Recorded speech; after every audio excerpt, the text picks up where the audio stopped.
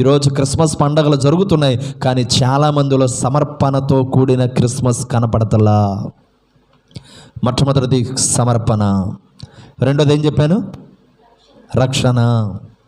ఆయన ఎవరిని రక్షించడానికి వచ్చాడు? పాపులను.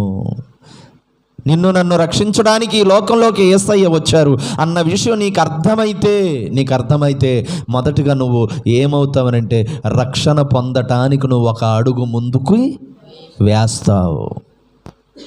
ఈరోజు చాలామంది, కొన్ని కోట్ల మంది క్రిస్మస్ పండుగ జరుపుకుంటున్నారు, కానీ వారిలో చాలామందికి ఏమీ లేదు అని అంటే రక్షణ లేదు.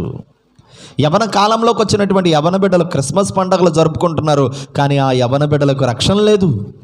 ఈరోజు ఈ ఫోన్లో వాక్యం వింటున్నటువంటి నా ప్రియ దేవుని బిడ్డలారా, నువ్వు క్రిస్మస్ పండుగ జరుపుకుంటున్నావు, నీ ఇంటి మీద స్టార్ ఉంది, నీ ఇంటి చుట్టూ పెయింటింగ్స్ ఉన్నాయి, నీ ఇంటి చుట్టూ డెకరేషన్స్ ఉన్నాయి, నువ్వు క్రిస్మస్ పండుగకి క్రొత్త బట్టలు వేసుకుంటున్నావు, అనేక మందికి హ్యాపీ